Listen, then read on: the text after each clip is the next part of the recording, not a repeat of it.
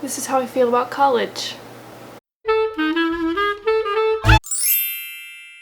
Hey guys, it's Bryn, and I am here today, at your request, to talk about my 5 tips for surviving college. I really wanted to do this video because I am pretty much done with school at this point, and I don't know, I just feel like it's important for me at this point to talk to you guys and just tell you about my experience and give you some tips on the things that I did or the things that I would have done differently. I don't think that these are the kind of tips that you hear everywhere. I don't just want to rehash the stuff that you read if you type into Google how to survive college. I'd like to give you a little bit of a different perspective, especially from someone who was not necessarily a joiner and didn't really do a lot of the things that the typical websites tell you that you should do.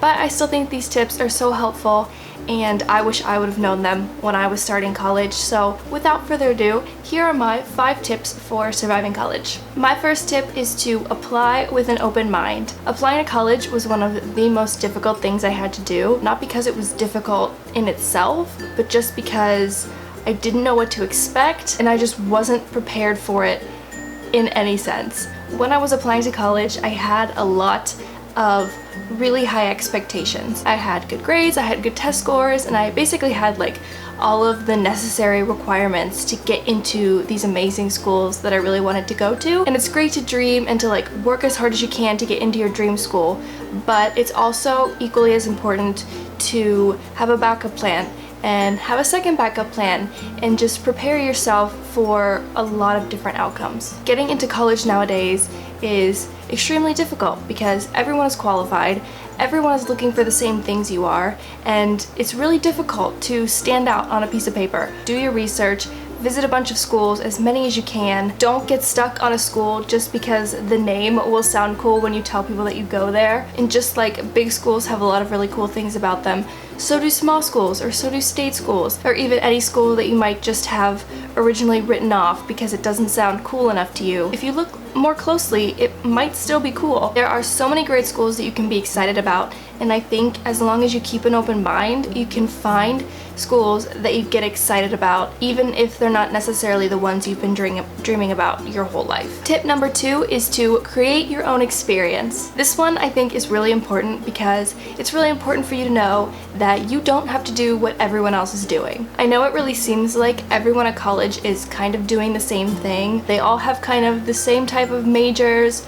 They all graduate in 4 years, they all go on to a job right afterwards, but college is built for flexibility. If you want to graduate in 3 years, do it. If you want to graduate in 5 years, do it. If you want 2 majors and 2 minors, go for it. If you just want to do a major and no minor, you can do that too. Tailor the experience to you and your personality, and don't pay attention to what everyone else is doing. When I went to college, I decided I wanted to be an English major because I loved it in high school, and I also just didn't know what I wanted to do after high school, and I felt like an English major, although it wasn't, typical, I felt like it was very flexible and it could open a lot of doors for a lot of different possibilities. But I also had a lot of different interests and a lot of different things I wanted to try, so I opted not to have a minor because I could go and just take a bunch of classes in things that interested me. So along with like my English major classes, I've taken classes in music, media,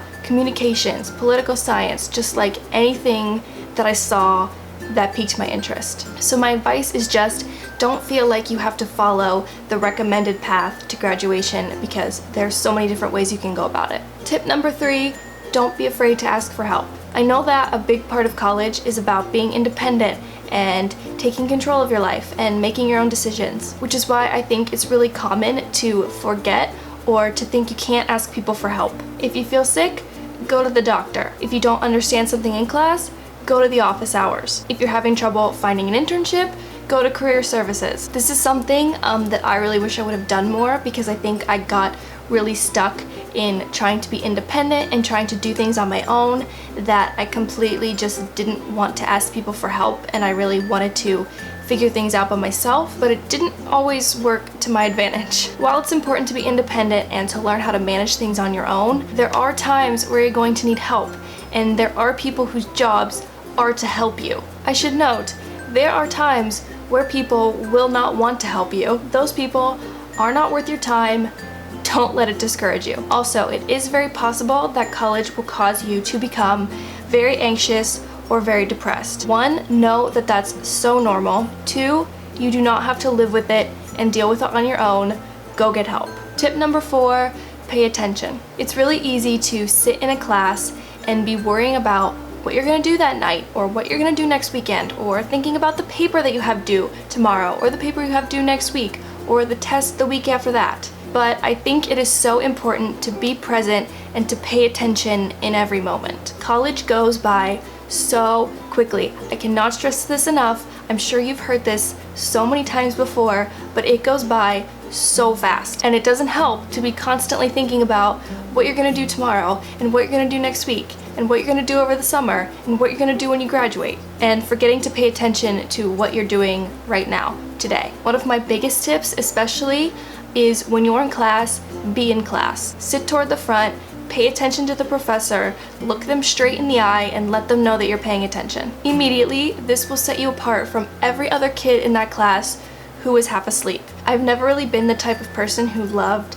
speaking up in class, but I very rarely get marked off for participation because they can always tell that I'm paying attention. So just be focused on what's happening now and set aside some time every day or two to think about what you're gonna do this weekend, or what you're gonna do when you graduate, because it's still important to think about that stuff, but I think it's better to set aside time rather than letting it take control of your daily life and cause you not to be so present in everything else. And my last tip for surviving college is to stay positive. One of the most common things that I hear about people in college, and that I say myself, is that it is not what people expected. When I was in high school, I swear all I ever heard was people tell me how college was the best 4 years of their life and how amazing and fun it was gonna be. But it's not always amazing and fun. Sometimes it sucks. Sometimes you fail a test. Sometimes you get really sick, or someone in your family gets really sick and you miss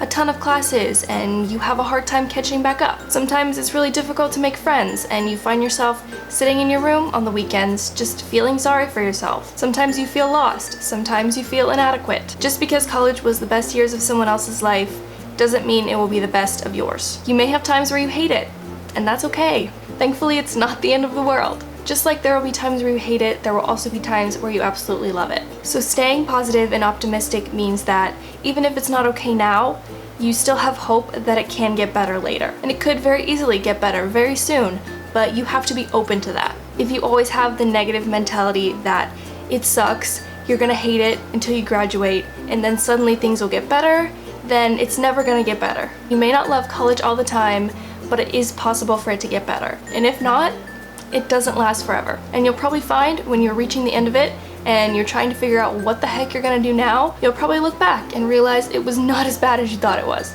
Alright, so those are my 5 tips for surviving college. I hope you enjoyed it. I hope they help you in some way or another. I know they're not your typical tips, and I know they're a little more abstract than the things you typically hear, but those are the things that I wish I would have known 3 years ago. If you have any other questions, don't hesitate to leave a comment or send me an ask on Tumblr. The link is in the description to that. I would absolutely love, love, love to help you. Or if you have anything else that you want me to elaborate more on, let me know. I would be happy to make like a follow-up video to this one if this one helped you at all. So yeah, and last but not least, if you liked it, give it a thumbs up and maybe subscribe if you feel like it. If you're getting ready to go to college, good luck. I hope you love it. If you're already in college, keep going. You're doing great. Even if you think you're not, you probably are. I guess I'll see you soon with another video.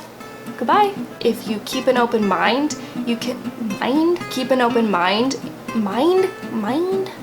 Stop it. Pretty much every class that I've had has had a very rarely get marked off